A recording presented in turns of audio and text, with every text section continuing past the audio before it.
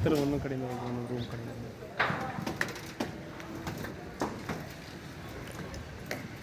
ಚೆನ್ನಾಗಿ ನಮ್ಮ ಮುತ್ತಣ್ಣವರು ನಾವು ತಗೋಬೇಕಿದ ನಾವು ಮಾಡಬೇಕು ಅಂತ ಅದಕ್ಕೆ ನಾನು ನಿಮಗೆ ನಡೆಯೋದಿಲ್ಲ ಆಗ್ತೀನಿ ನೋಡಿ. ಅವತ್ತು ನಿಮ್ಗೆ ಅರ್ಥ ಇರ್ತದೆ ಇಂಥ ಜಾಗದಲ್ಲಿ ಇಂಥ ಜಾಗದಲ್ಲಿ ಹಿಂಗೆ ಇರ್ತದೆ ಒಂದು 70% ತಗೊಂಡು ಇರ್ತದೆ.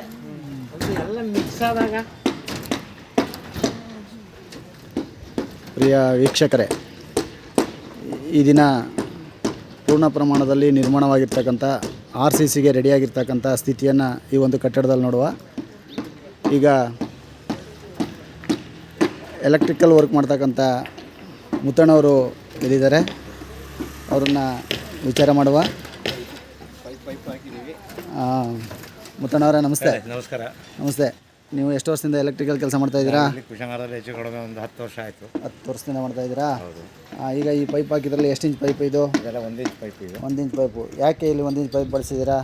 1 ಇಂಚ್ ಅಂದರೆ 3/4 ಇಂಚ್ ಹಾಕಿದ್ರೆ ವೈರ್ ಎಳಿಲಿಕ್ಕೆ ಕಷ್ಟ ಆಗುತ್ತೆ. ಹಾಂ, ಇದಾದರೆ ಈಸಿ ಇರುತ್ತೆ ಎಳಿಲಿಕ್ಕೆ. ಈಗ ಇದಕ್ಕೆ ಗೋಡೆ ಇಲ್ವಲ್ಲ, ಹೇಗೆ ಪತ್ತೆ ಹಚ್ತೀರಾ ನೀವು RCC ಆದಮೇಲೆ? ಕೆಳಗಡೆಗೆ ಪೇಪರ್ ಸುತ್ತಿ ಕಾಲಮ್ ಹತ್ರ ಬಿಟ್ಕೊಂಡಿದ್ದೀವಿ. ಹಾಂ, ಅದನ್ನು ತೆಗಿಲಿಕ್ಕೆ ಅಂತ ಐಡಿಯಾದಿಲ್ಲ. ಹೌದಾ? ಕಾಲಮ್ ಇದು ಸೆಂಟ್ರಿಂಗ್ ಬಿಚ್ಚಿದಾಗ ಕಾಣುತ್ತೆ. ಕೆಳಗಡೆ ಪೇಪರ್ ಸುತ್ತಿ ಸ್ವಲ್ಪ ಮಣ್ಣು ಹಾಕ್ಬಿಟ್ಟು ಬಿಟ್ಟಿದ್ದೀವಿ ಸೈಡು. ಆ ಮಣ್ಣಿನ ಮಾರ್ಕಲ್ಲಿ ನಾವು ಅದನ್ನು ಓಪನ್ ಮಾಡಿ. ಈಗ ಕಾಂಕ್ರೀಟ್ ಆದಮೇಲೆ ಎಲ್ಲೂ ಸಹ ಇದು ಡ್ಯಾಮೇಜ್ ಆಗೋದಿಲ್ಲ ಅಲ್ಲ? ಆಗಲ್ಲ. ಇದು ಮಾಡುವಾಗ ಕಾಂಕ್ರೀಟ್ ಹಾಕೋದು ನಾವು ಜೊತೆಲೇ ಇರ್ತೀವಿ. ಓ, ನೀವು ಜೊತೆಲೇ ಇರ್ತೀರಾ? ಯಾಕಂದರೆ ಪೈಪ್ಗಳು ಏನಾದರೂ ಡ್ಯಾಮೇಜ್ ಆದರೆ ಅವಾಗ ರಿಪೇರ್ ಮಾಡ್ತೀವಿ. ಹಾಂ.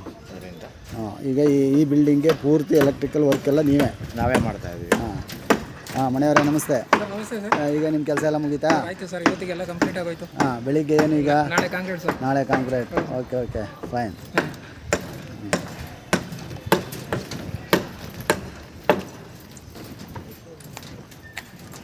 ನಿಮ್ಮ ಅಸಿಸ್ಟೆಂಟ್ ಅವರು ಏನು ಹೆಸರು?